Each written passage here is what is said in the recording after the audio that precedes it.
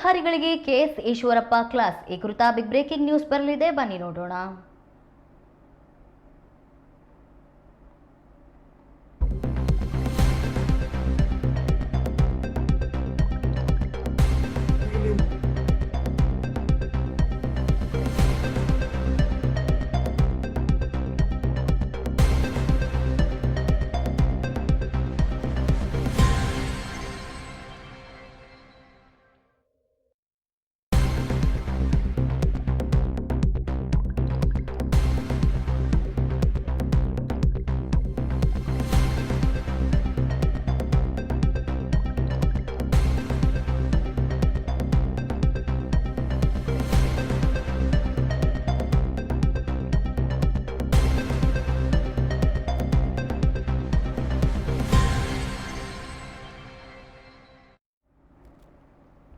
ಅಧಿಕಾರಿಗಳಿಗೆ KS Eshwarappa class ತಗೊಂಡಿದ್ದಾರೆ.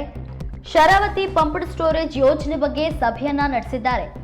ಸಭೆಗೆ ಬರೀ ಕೈನಲ್ಲಿ ಬಂದಿದ್ದಾರೆ ಅಧಿಕಾರಿಗಳು. ಎಷ್ಟು ದಿನ ಬೇಕು ನಿಮ್ಗೆ ಹೇಳಿ ಎಂದು ಈಶ್ವರಪ್ಪ ಗರಂ ಆಗಿದ್ದಾರೆ. ಜಿಲ್ಲಾಧಿಕಾರಿ ಮೂಲಕ ಮಾಹಿತಿ ಕೇಳಿದ್ರು ಕೆಎಸ್ ಈಶ್ವರಪ್ಪ. ಕೋರ್ಟ್ ಮೂಲಕ ಉತ್ತರ ಬಂದ್ರೆ ಏನ್ ಮಾಡ್ತೀರಾ ಎಂದು ಪ್ರಶ್ನೆ ಮಾಡಿದ್ದಾರೆ.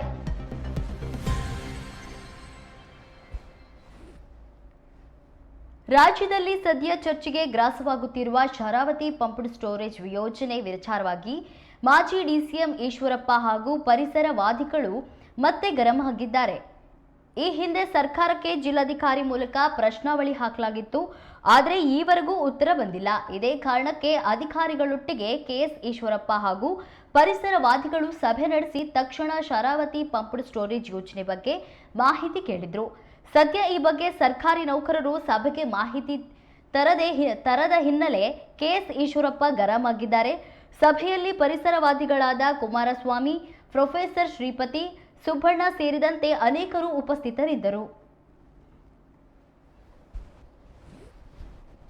ಉತ್ತರ ಕೊಡ್ಲಿಲ್ಲ ಅಂತ ನಮ್ಮ ಅಡ್ವೊಕೇಟ್ ಮುಖಾಂತರ ಕೋರ್ಟ್ ಅಲ್ಲಿ ಹೇಳಿದ್ರೆ ಡಿಸಿಗೂ ಕರೆಸ್ತಾರೆ, ನಿಮ್ಗೂ ಚಿಮಾರಿ ಆಗ್ತಾರೆ. ಏನ್ ಮಾಡ್ತಿದ್ದೀರಿ? ಕೋರ್ಟ್ ಚಿಮಾರಿ ಹಾಕ್ಸ್ಕೋಬೇಕ? ನೀವು ಕೆಲಸನೂ ಮಾಡಿದ್ದೀರಿ, ನಾನು ಇಲ್ಲ ಅಂತಿಲ್ಲ. ಯಾಕೆ ತೊಂದ್ರೆ ಏನು? ಅವ್ರು ಹೇಳಿದಂಗೆ ಪ್ರೆಷರ್ ಖಂಡಿತ ಅಲ್ಲ, ನಾನು ಹೋಗ್ತೀನಿ. ಪ್ರೆಷರ್ ಇದ್ದಿದ್ರೆ ಅವರು ಕರೆದಾರೆ ಬಂದಾರೆ. ಇಲ್ಲ ಇಲ್ಲ, ಏನು ಎಷ್ಟು ದಿನ ಬೇಕು ಹೇಳಿ?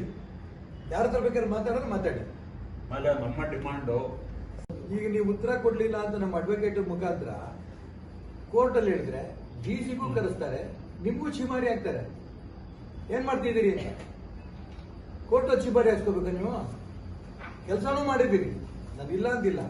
ಯಾಕೆ ತೊಂದ್ರೆ ಏನು? ಅವ್ರು ಹೇಳಿದಂಗೆ ಪ್ರೆಷರ್ ಖಂಡಿತ ಅಲ್ಲ, ನಾನು ಹೋಗ್ತೀನಿ. ಪ್ರೆಷರ್ ಇದ್ದಿದ್ರೆ ಅವರು ಕರೆದಾರೆ ಬಂದಾರೆ. ಇಲ್ಲ ಇಲ್ಲ, ಏನು ಎಷ್ಟು ದಿನ ಬೇಕು ಹೇಳಿ? ಯಾರ ಹತ್ರ ಬೇಕಾದ್ರೆ ಮಾತಾಡೋದು ಮಾತಾಡಿ. ನಮ್ಮ ಡಿಮಾಂಡು ಈಗ ನೀವು ಉತ್ತರ ಕೊಡ್ಲಿಲ್ಲ ಅಂತ ನಮ್ಮ ಅಡ್ವೊಕೇಟ್ ಮುಖಾಂತರ ಕೋರ್ಟ್ ಅಲ್ಲಿ ಹೇಳಿದ್ರೆ ಡಿಸಿ